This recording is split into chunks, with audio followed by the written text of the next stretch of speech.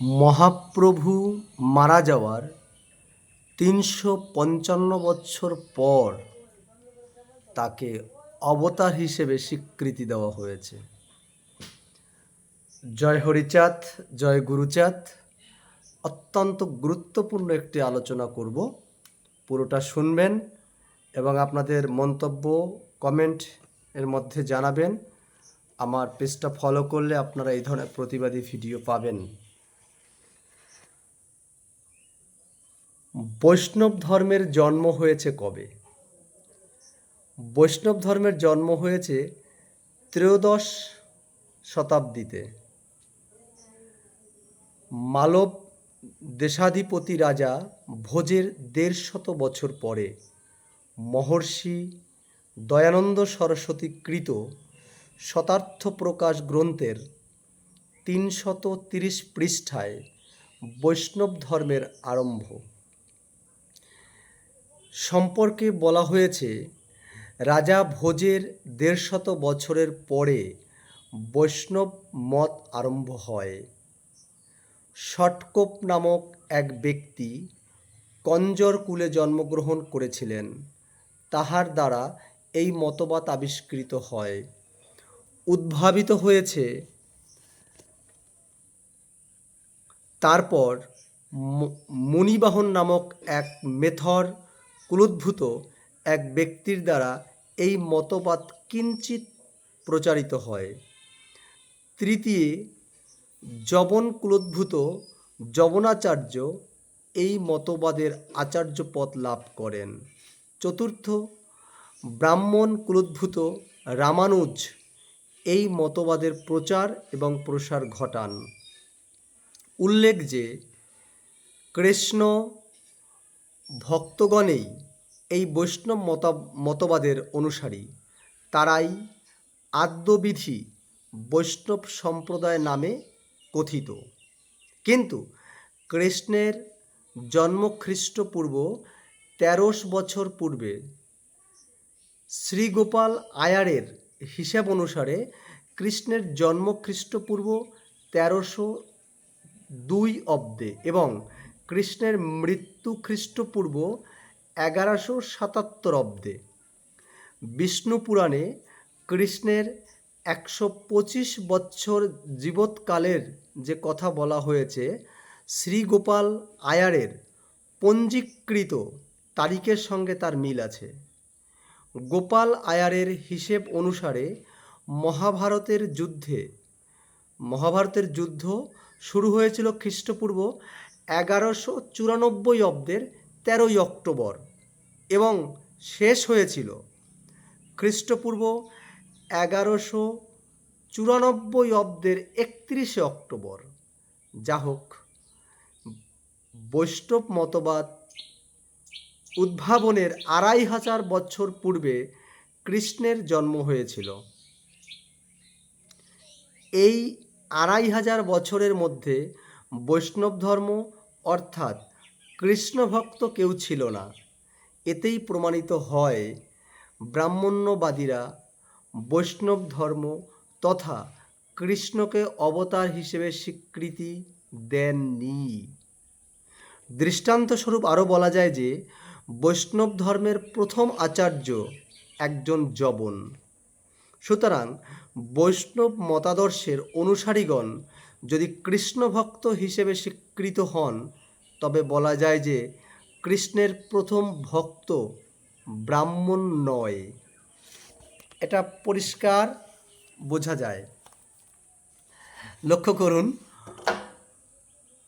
অনন্তর গৌরাঙ্গের কথায় আসা যাক। শাস্ত্রের সিদ্ধান্ত অনুসারে কৃষ্ণের পরেই গৌরাঙ্গ অবতার।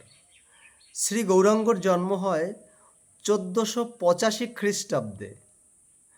গৌরাঙ্গের উপনয়ন হয় ১৪৯৪ খ্রিস্টাব্দে। গৌরাঙ্গের প্রথম বিবাহ ১৫০০ খ্রিস্টাব্দে। দ্বিতীয় বিবাহ ১৫০৫ খ্রিস্টাব্দে। দীক্ষা গ্রহণ ১৫০৬ খ্রিস্টাব্দে। সন্ন্যাস গ্রহণ ১৫০৯ খ্রিস্টাব্দে।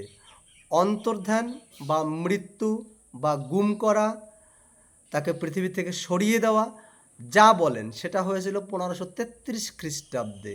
অর্থাৎ অবতার হিসেবে স্বীকৃতি পেয়েছিলেন 1885 খ্রিস্টাব্দে। তার আগে কিন্তু তার অবতারবাদের কোনো শব্দ আমরা পাই না। তার মানে কি পেলাম, 355 বছর পরে তাকে অবতার হিসেবে সাজানো হলো। ব্রাহ্মণবাদী পাষণ্ডীর দল গৌরাঙ্গকেও অবতার হিসেবে স্বীকার করেন নাই। যেহেতু গৌরাঙ্গ ব্রাহ্মণ ঘরে জন্মগ্রহণ করলেও তিনি ছিলেন মানবতাবাদী, শোষিত, নির্যাতিত, সর্বহারা, বঞ্চিত মানুষের দরদি, মানবপ্রেমিক, যদিও তিনি শূদ্রের ঘরে খাবার খেতেন না। তো এই যে সর্বোপরি যে মানে বর্ণবাদ বিরোধী ছিলেন, কিন্তু শূদ্রের বাড়িতে তিনি ভাত খেতেন না, মুখে যাই বলুন। সাম্য প্রতিষ্ঠার মহানায়ক। সেই সময়ে কাজী এবং শাসক গৌরাঙ্গের উপর অনেক নির্যাতন চালিয়েছিলেন। নবদ্বীপের ব্রাহ্মণরা গৌরাঙ্গের মাতাকে সামাজিকভাবে এক ঘরে করে রেখেছিলেন। ঠিক শুনেছেন, তাকে এক ঘরে করে রেখেছিলেন। জগাইমাধাইয়ের মতো শত শত ব্রাহ্মণ একত্রিত হয়ে গৌরাঙ্গের উপর বর্বরচিত নির্যাতন চালিয়েছিলেন। কাজী এবং শাসকের অত্যাচার যখন প্রশমিত হলো, গৌরাঙ্গের মানবতাবাদের শক্তির কাছে অপশক্তিগুলো যখন অবনমিত হলো, অর্থাৎ গৌরাঙ্গের যখন সুদিন উপস্থিত হলো, তখন চিরাচরিত নিয়ম অনুসারে ব্রাহ্মণদের মধ্যে গৌরাঙ্গের নামে হরেক রকম দল এবং প্রভুপাদেরা গজিয়ে উঠতে লাগলেন। গৌরাঙ্গের একান্ত দুঃসময়ে মাত্র 3-4 জন সাথী পেয়েছিলেন। সুদিনেরে বিরোধী স্বার্থবাদী ভণ্ড ব্রাহ্মণের দল ঘর থেকে বের হয়, কেহ গৌরাঙ্গর কন্থা, কেহ লাঠি, কেহ খড়ম, কেহ নামাবলী, কেহ মালা গ্রহণ করে নিজেদের কুলীন বৈষ্ণব বলে জাহির করতে লাগলেন। ভণ্ডের দলের কেহ অদ্বৈত পরিবার সেজে, কেহ নিত্যানন্দের বংশধর সেজে, কেহ শ্রীবাসের আত্মীয় সেজে স্ব কৌলিন্য প্রকাশে ব্রতী হলেন। সাথে সাথেই সেই সমস্ত পাষণ্ডীরা তাদের জাতীয় স্বভাব ও ইতিহাসের ধারা অনুসারে ধর্ম কপটতার আশ্রয় নিয়ে ঈশ্বর উপাসনার বিপরীতে মানব উপাসনা বা কর্তাভজা দলের সৃষ্টি করলেন, যার ফলে গৌরাঙ্গের অবতারবাদের সাথে মানবতাবাদী আদর্শ রসাতলে গেল। উল্লেখ যে 1885 খ্রিস্টাব্দে লীলাপুরুষোত্তম শ্রীহরির অন্তরঙ্গ ভক্ত তেলিহাটি পরগনার সাধুভাটি গ্রামের কায়স্থ সন্তান শ্রীমৎ রসিক সরকার রাজপুতনার অন্তর্গত জয়পুর রাজ্যের রাজা জগৎ সিংহের পুত্র মাধব সিংহ ও মাধবেন্দ্র সিংহ কর্তৃক আহুত ব্রাহ্মণ সভায় দীর্ঘ 6 মাস ধরে শাস্ত্র আলোচনার বিরোধী ব্রাহ্মণ পণ্ডিতদের বিরোধিতাপূর্ণ মতবাদ খণ্ডন করতে এবং শাস্ত্রীয় প্রমাণের ভিত্তিতে গৌরাঙ্গকে অবতার হিসাবে প্রতিপন্ন করেন 1885 খ্রিস্টাব্দে। নমস্কার, জয় হরিচাঁদ, জয় গুরুচাঁদ।